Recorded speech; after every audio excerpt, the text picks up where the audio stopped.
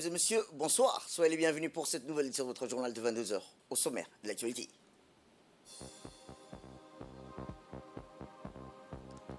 Eh bien, à la une dans l'actualité nationale, le chef de l'État, son Excellence Ismaël Omar Guelleh, a présidé la journée nationale de l'artisanat.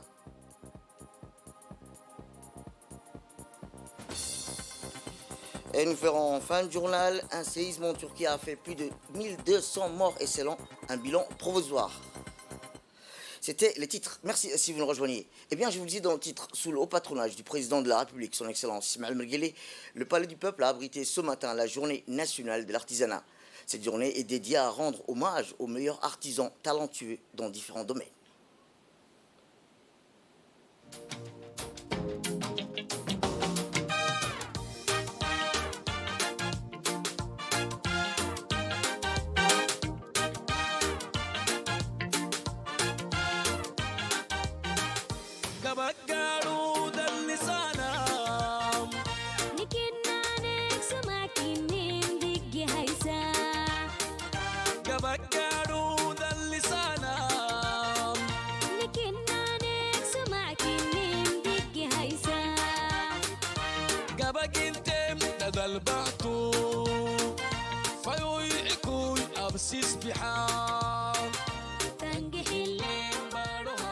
Cette 5e édition de l'artisanat a pour thème cette année l'artisanat, l'heure numérique, qui est une occasion pour mettre en lumière la mutation actuelle que connaît l'artisanat vers une digitalisation pour permettre le numérique de révolutionner ce noble métier qui est l'artisanat. Les différents outils numériques vont permettre aux artisans de mettre leurs différents produits en ligne en vue d'inventer de nouveaux modes de communication plus interactifs et immédiats pour attirer plus de clients. Devenus le nouveau moyen d'achat, d'interaction, les outils numériques sont toutes ces formes et un dispositif numérique considéré comme un outil qui permettra de donner une grande plateforme pour exposer leurs différents produits artisanaux et donner un choix plus large aux consommateurs en vue de contribuer au développement de l'artisanat.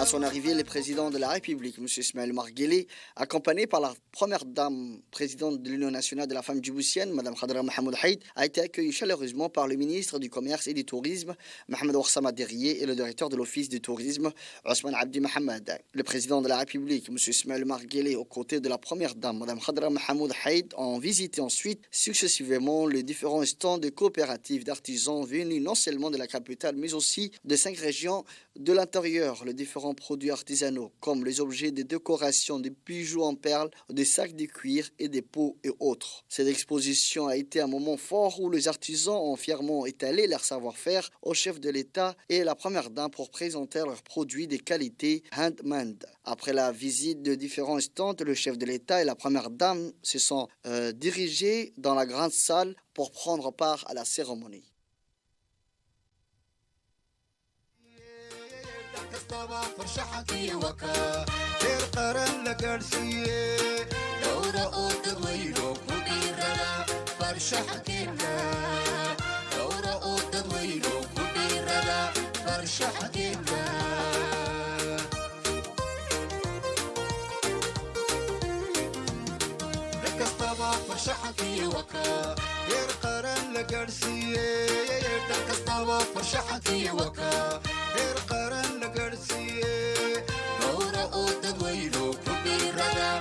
شحكينا دورة أوتويلو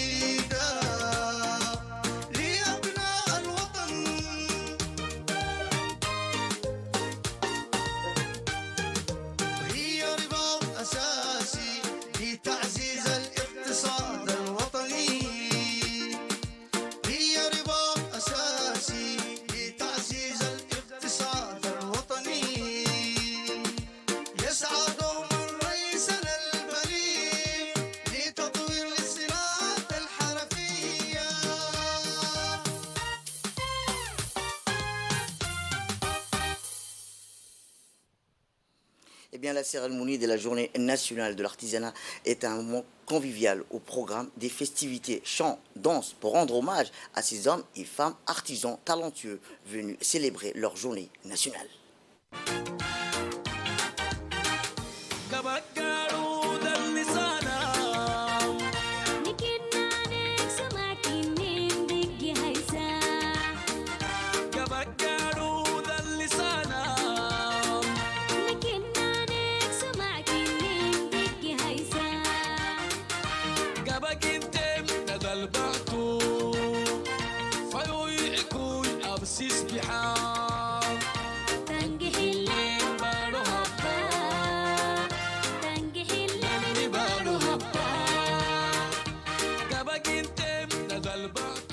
La cérémonie a été l'occasion de rappeler le rôle et les réalisations accomplies durant les dernières années en faveur de l'artisanat dans notre pays, notamment la mise en place d'une stratégie pour octroyer des prêts aux différents artisanaux, la création des plateformes en ligne pour exposer les produits et services, mais aussi la mise en place des ateliers et formations pour les jeunes artisanaux locaux.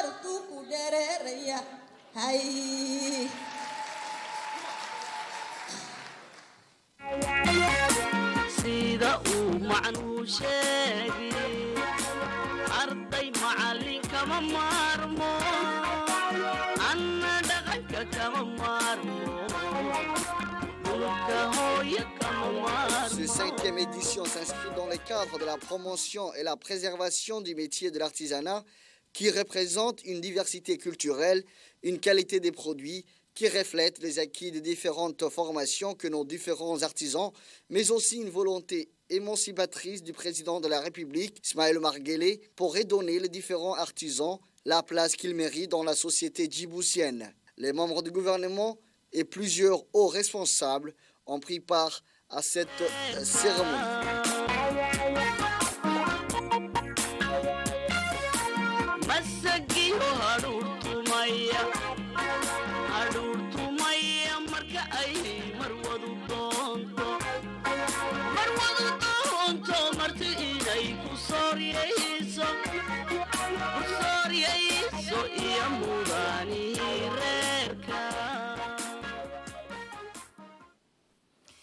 Eh bien, les différents outils numériques vont permettre aux artisans de mettre leurs différents produits en ligne en vue d'inventer de nouveaux modes de communication plus interactifs et immédiats pour attirer plus de clients.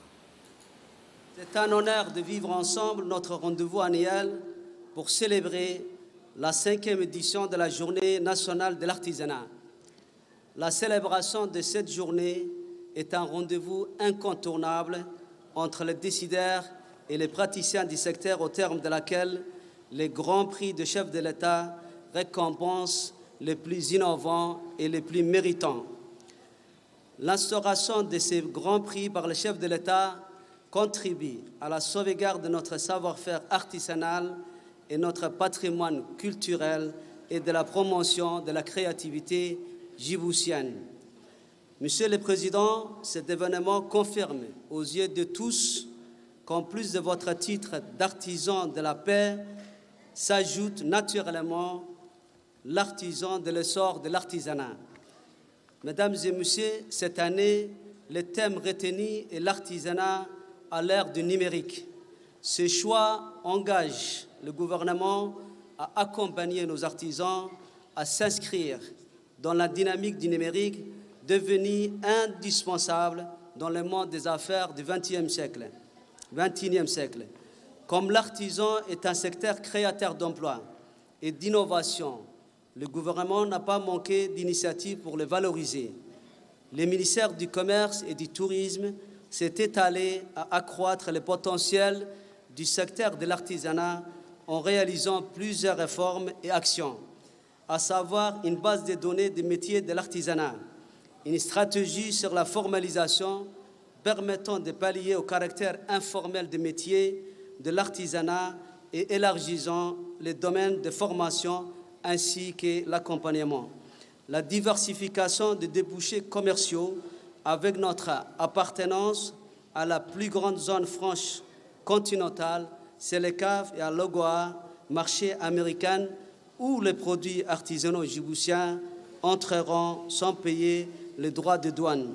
De par le caractère transversal de l'artisanat, des actions d'accompagnement de nos artisans sont également réalisées au niveau national, telles que l'accès à la microfinance et plus récemment la création de la première maison de formation professionnelle réalisée par les MENFOP pour le métier de l'artisanat. Il serait impossible pour moi de parler de l'artisanat sans faire le lien avec le tourisme, tant les deux sont indissociables. En effet, la valorisation de l'artisanat contribuera indéniablement à rehausser les potentialités touristiques de notre pays, qui est un secteur prioritaire pour la diversification de notre économie. Eh bien, le président de la République, son Excellence Ismaël Marguelé, a prononcé un discours dans lequel il a indiqué le rôle de symbole qui est représenté la diversité culturelle du pays. Alhamdulillah, salatu wa salam ala man la nabiyya ba'dah, Sayyidina wa Habibina Muhammadin sallallahu alayhi wa sallam. Honorables invités, mesdames et messieurs, c'est avec un réel sentiment de plaisir que je prends part à cette 5e édition de la journée de l'artisan. Ce sentiment est d'autant plus grand car le métier dans lequel vous vous êtes engagés, chers artisans, est noble et constitue un moyen de sauvegarder notre patrimoine culturel et de présenter notre savoir-faire traditionnel. Valoriser son apprentissage, c'est donner un avenir à nos jeunes. C'est aussi permettre l'éclosion d'une nouvelle classe de jeunes entrepreneurs dans un environnement attractif et propice aux affaires. Il nous appartient donc à nous de renforcer l'attractivité de ce domaine et d'en faire un fleuron. Le potentiel de l'artisanat, mesdames et messieurs, c'est en effet un secteur très diversifié qui regorge d'opportunités et qui sert d'appoint incontournable aux autres secteurs stratégiques de l'économie du pays, notamment le tourisme. C'est aussi un grand pourvoyeur d'emplois et créateur de richesses. C'est enfin un secteur qui valorise les matières locales, favorise le développement inclusif de toutes les régions et nous permet de lutter contre l'exode rural. Il nous a donc fallu mettre en place plusieurs réformes que le ministre vient de citer afin de créer un environnement favorable à l'épanouissement de l'artisanat. Toutefois, La bonne visibilité de ce secteur passe indéniablement par sa formalisation. C'est pourquoi une stratégie de la formalisation des artisans vient d'être adoptée, notre objectif étant de vous encourager à sortir de l'informel à travers des mesures d'accompagnement, notamment financières. Mon ambition est d'atteindre les 60%, et en ce qui concerne la formalisation, je sens de la résistance, mais croyez-moi, elle a un sens. Elle vous protège de la précarité. Nous continuerons donc à investir comme il se doit, afin que les réformes mises en place puissent réellement atteindre leurs objectifs et que nous puissions édifier ensemble l'artisanat de demain. C'est dans cette optique et au regard des enjeux de notre temps, le thème choisi pour cette journée est l'artisanat à l'ère du numérique. Faire de la révolution numérique un véritable tremplin pour le développement de ce secteur est un impératif car la digitalisation progressive de nos modes de vie et les échanges commerciaux font que le commerce en ligne et surtout l'indispensable prise en compte des standards internationaux et d'éthique dans la production artisanale sont désormais incontournables. C'est pourquoi le gouvernement a créé une plateforme virtuelle destinée à la promotion des produits artisanaux made in Djibouti à travers le monde. À ces acquis non exhaustifs s'ajoutent d'autres actions destinées à mettre en valeur ce secteur, notamment l'organisation une fois par mois d'une journée dédiée à l'artisanat djiboutien ou encore la réalisation d'un village artisanal qui est d'ailleurs en cours. Ces derniers trouvent leur fondement dans le souci d'établir une dynamique locale en offrant à l'artisan un espace où les producteurs et les acheteurs peuvent se côtoyer et où les professionnels du secteur échangent leurs expériences.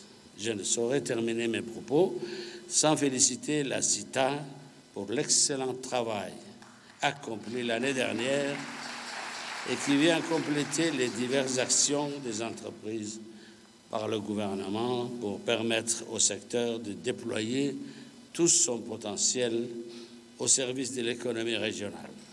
Je vous remercie. Eh bien, dans un second temps, le chef de l'État a déclaré que l'artiste doit être valorisé à sa juste valeur, car il est détenteur d'un vaste patrimoine culturel. Un commentaire de Hamza Mohamed.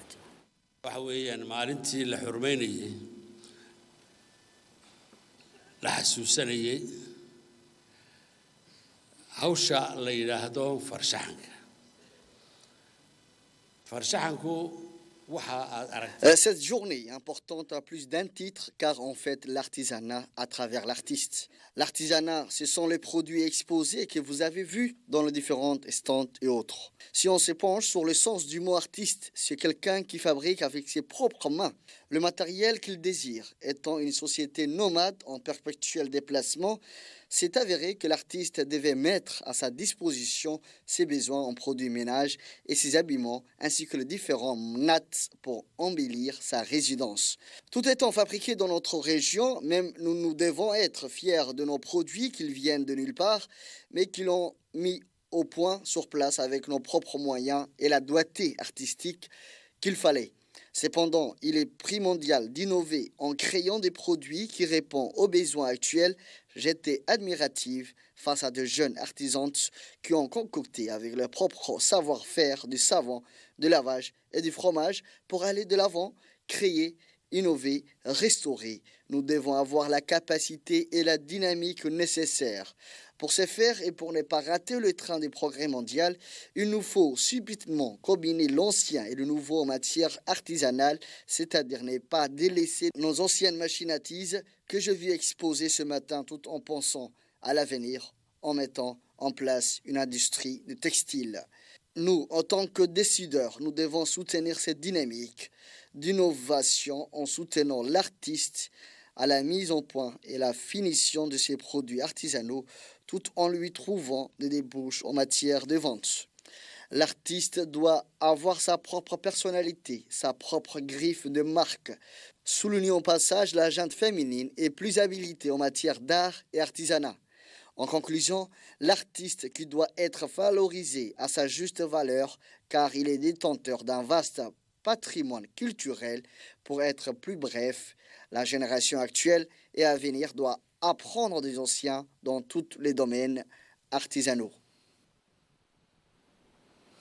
Eh bien, le président de la République a procédé à la remise des prix aux lauréats qui se sont démarqués par leur talent et dévouement dans l'artisanat. Le premier prix du chef de l'État a été décerné à Madame Moumina, qui est une femme d'issue de la région d'Ali Sabieh, notamment à Holhol. Ce prix lui a été remis grâce à son travail acharné depuis des années dans l'artisanat.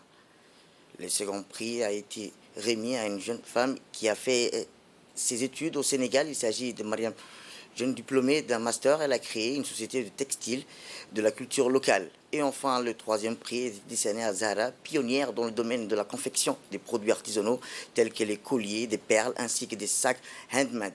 Cette journée dédiée à l'artisanat a pour objectif principal de promouvoir des produits artisanaux et son rôle de préserver les patrimoines culturels du pays. Tout de suite, notre équipe sur place a pu recueillir quelques réactions des lauréats du Grand Prix du chef de l'État. Madame Moumina Darar a déclaré qu'elle a commencé à pratiquer l'artisanat de son bas âge et c'était à l'époque coloniale. C'est à ce moment-là que j'ai découvert la couture, a-t-elle déclaré. Pour toutes et celles qui seraient intéressées à pratiquer ce métier qui demande beaucoup de patience, je ne saurais que leur dire courage et abnégation sont nécessaires. De son côté, Zahra Mohamed, c'est en collaboration avec ma sœur que nous sommes parvenus à ouvrir une maison de couture, a-t-elle déclaré. Le prix que j'ai obtenu aujourd'hui n'est que le fruit d'un combat de longue haleine et également le fruit de la politique du président de la République, son Excellence Ismaël Guelleh, qui contribue à la promotion de l'artisanat et qui ne cesse d'encourager la femme djiboutienne.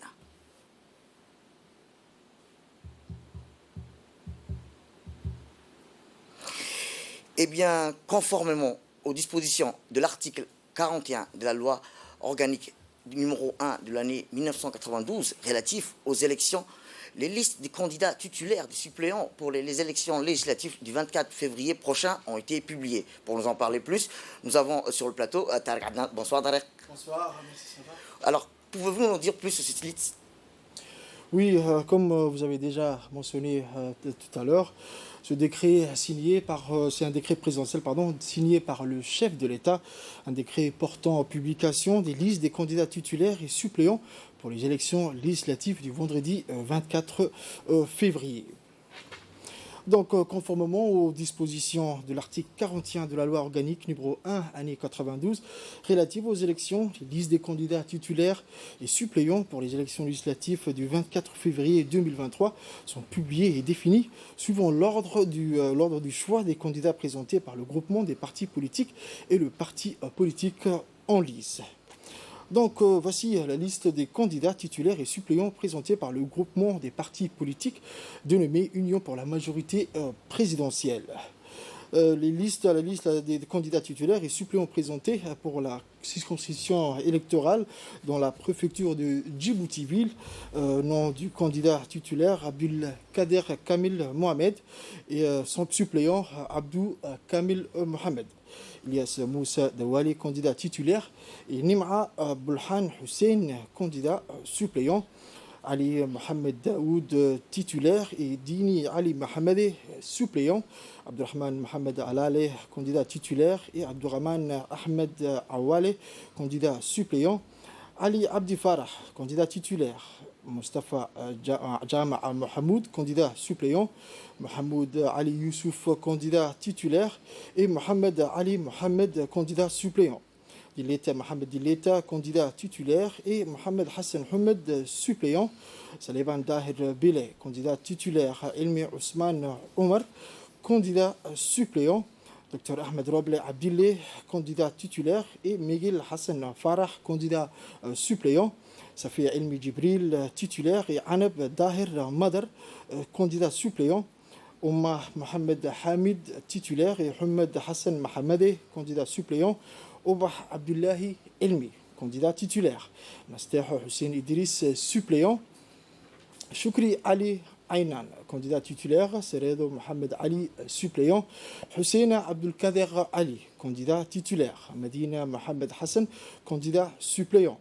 Hallo Mohamed Ibrahim, candidat titulaire. Mohamed Moussa Kamil, suppléant.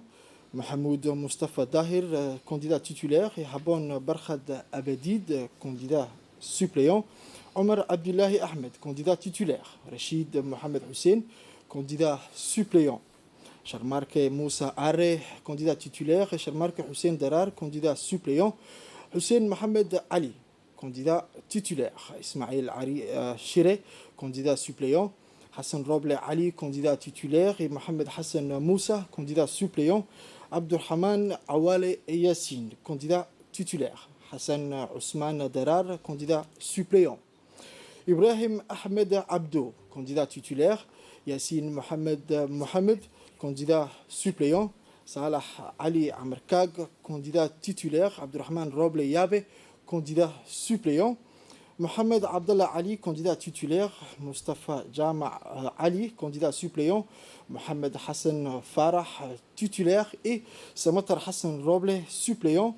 Ali Zaid Ahmed Chadili, candidat titulaire. Et Ahmed Awad Abdou, candidat suppléant. Ali Kamil Ali, candidat titulaire. Et Halim Urbiso Mohamed, suppléant. Hibo Ali Hussein, titulaire. Abdurrachid Ahmed Moussa, suppléant. Ibrahim Shehim Daoud, titulaire. Et Ali Ibrahim Ali, suppléant. Nima Ali Darar, candidat titulaire. Et Negeye Mohamed Negeye, candidat suppléant. Youssouf Adawe Goumane, candidat titulaire. Et Faisal Omar Hassan, candidat suppléant. Hodan Ibrahim Ali, candidat titulaire. Et Aden Abdi Salan, candidat suppléant.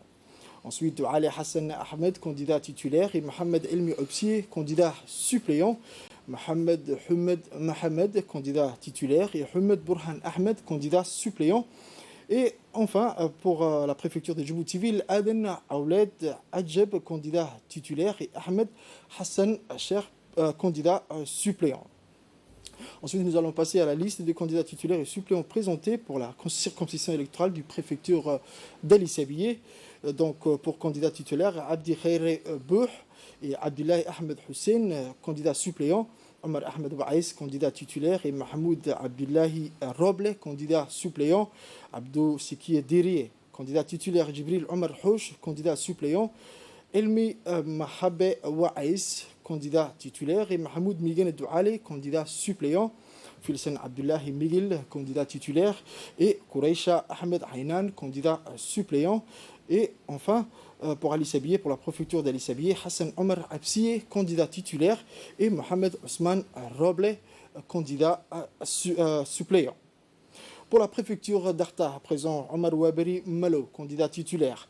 Abdurrahman Mohamed Jama, candidat suppléant. Aïcha Mohamed Abdallah, candidat titulaire. Et Medina Oudoum Gohar, candidat suppléant. Et Jibril Abdullahi Migane, candidat titulaire. Et Awad Omar Abdullahi, candidat suppléant. Ensuite, au nord, dans la préfecture d'Obok, pour la circonscription électorale, Ali Humed Hassan, candidat titulaire. Burhan Jilani Hassan, candidat suppléant. Kamil Humed Ahmed, titulaire. Et Abdulkader Mohamed Ali, suppléant. Issa Mohamed Omar, candidat titulaire. Halima Ali Issé, candidat suppléant. Fatouma Mohamed Hamadou, candidat titulaire. Et Ali Daoud Mohamed, candidat suppléant. Ensuite, la liste des candidats titulaires et suppléants présentés pour la circonscription électorale de la préfecture de Tadjoura. Hassan Omar Mohamed Burhan, candidat titulaire. Fatouma Daoud Humed, candidat suppléant. Omar Aden Saïd, candidat titulaire. Et Moumin Mohamed Moumin, candidat suppléant. Hadi Ahmed Deberkala, candidat titulaire. Et Roble Moussa Ismail, candidat suppléant. Abdallah Mohamed Ibrahim, candidat titulaire. Et Burhan Hassan Burhan, candidat suppléant. Ahmed Hassan Mohamed, candidat titulaire. Et Halima Shehim Ahmed, candidat suppléant. Abdallah Mohamed Roufa, candidat titulaire.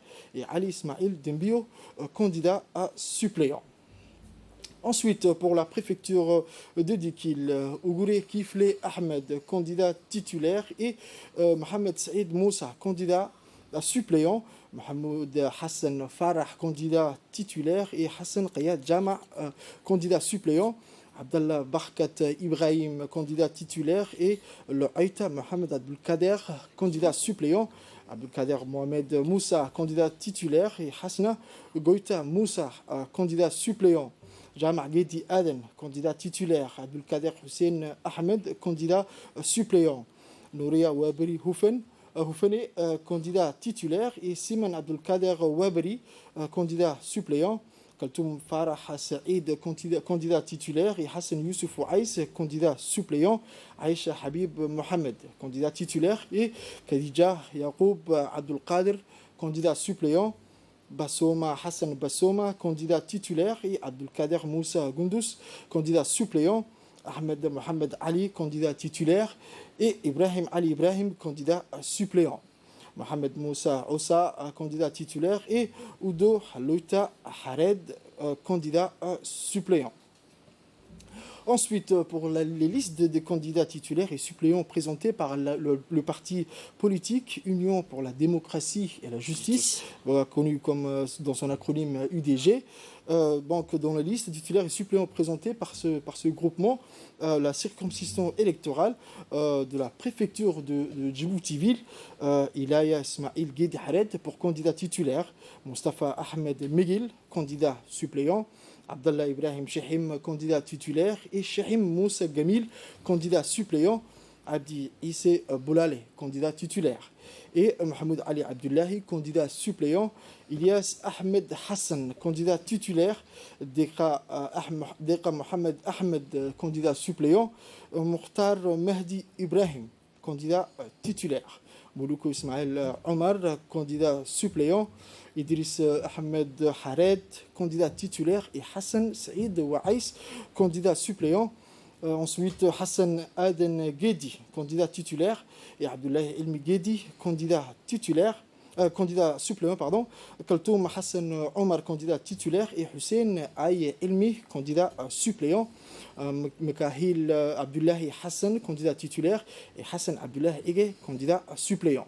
Ahmed Hassan Ali, candidat titulaire, et Ali Elay Farah, candidat suppléant, Ali Bouha Mohamed, candidat titulaire, et Khadr Hassan Ahmed, candidat suppléant, Mustafa Abdi Jama, candidat titulaire, et Hassan Moulid Mohamed, candidat suppléant, Habiba Elmi Ouaïs, candidat titulaire, Liban Ahmed Ibrahim, candidat suppléant, Choukri Nour Ouaïs, candidat titulaire, et Abdurazak Iman Mohamed, candidat suppléant, Bou Hassan Mirane, candidat titulaire, et Bogore Omar Abdi, candidat suppléant, Saad Ousmane Dirane, candidat titulaire, et Aden Abdullahi Aden, candidat suppléant.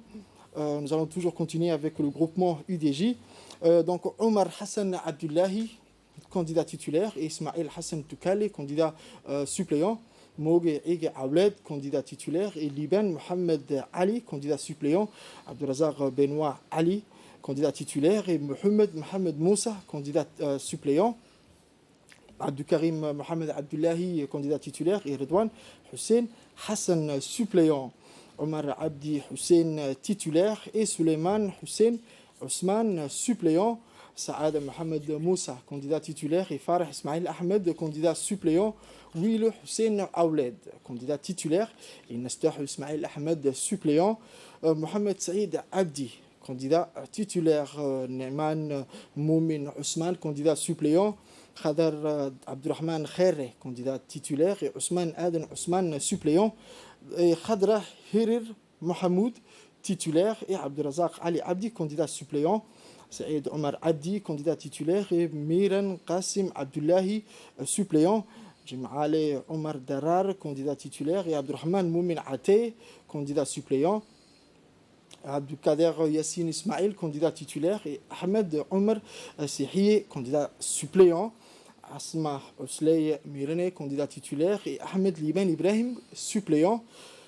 Ali Omar Gedi, candidat titulaire. Khadir Hassan Ahmed, candidat suppléant, Mohamed Saïd Bahdan, candidat titulaire, et Abbas Ismail Ahmed, candidat suppléant, Ahmed Elmi Assowe, candidat titulaire, et Geti Aden Moussa, suppléant, Ali Darar Idli, titulaire, et Hassan Ahmed Omar, suppléant.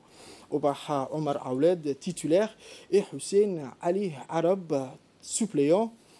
C'est tout pour la circonscription électorale de la préfecture de Djibouti-Ville. Nous allons passer dans la préfecture d'Arta, où la liste se compose de Moussa Farah Guélé comme titulaire et Ahmed Absi Assowe comme candidat suppléant. Ensuite, Abdurrahman Ahmed Aden, candidat titulaire, et Ousmane Moussa Miguel, candidat suppléant. Naïm Moussa Nour, candidat titulaire, et Ilyas Ousmane Opsi comme candidat suppléant. Donc la liste de groupements UDJ s'arrête là.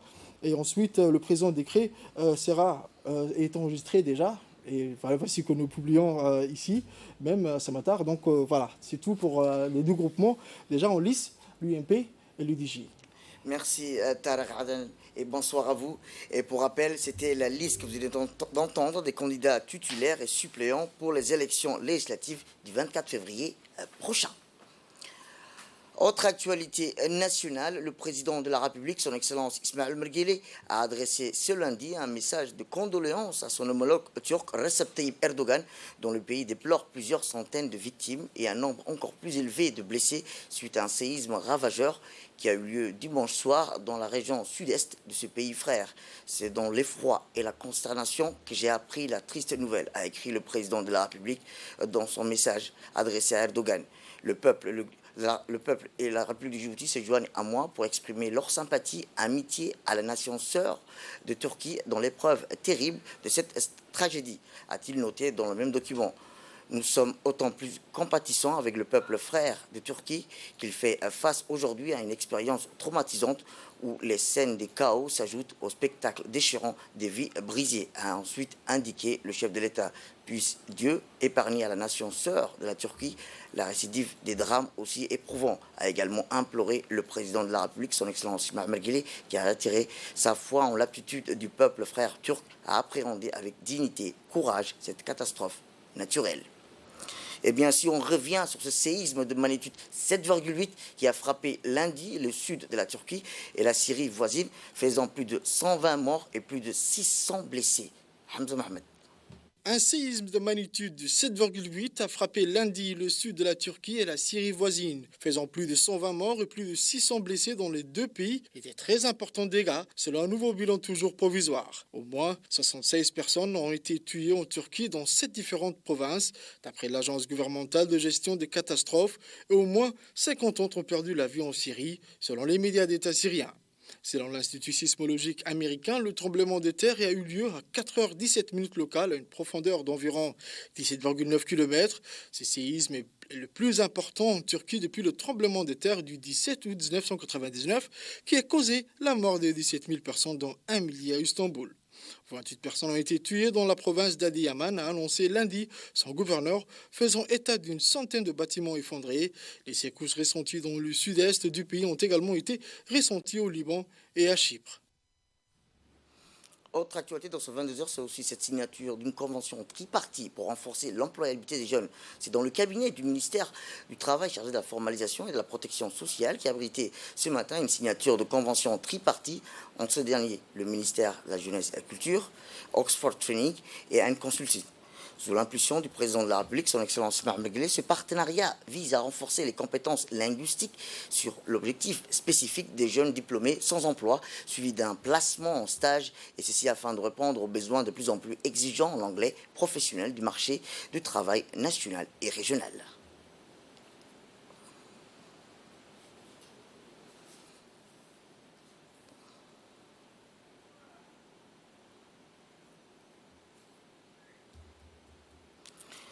Et enfin, dans l'actualité nationale, la secrétaire générale au ministère de la Femme et de la Famille a représenté Madame la ministre, Madame Ousmane Aden, à la réunion régionale préparatoire de la 67e session de la Commission de la condition de la femme aux Nations Unies, qui s'est tenue en visioconférence, placée cette année sous le thème « Innovation, changement, technologie et éducation à l'ère numérique pour atteindre égalité des sexes et autonomiser plutôt toutes les femmes et les filles. L'objectif de cette réunion est de convenir à une déclaration arabe qui sera présentée lors de la session inaugurale de la Commission des Nations Unies sur la condition de la femme en mars 2023 au siège des Nations Unies à New York.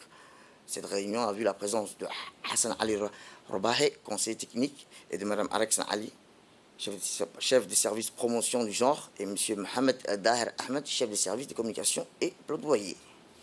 Et enfin, dans l'actualité internationale, le secrétaire général des Nations Unies, Antonio Guterres, a fermement condamné l'attaque de dimanche contre un hélicoptère de la mission du maintien de la paix à l'ONU en République démocratique du Congo. International RDC.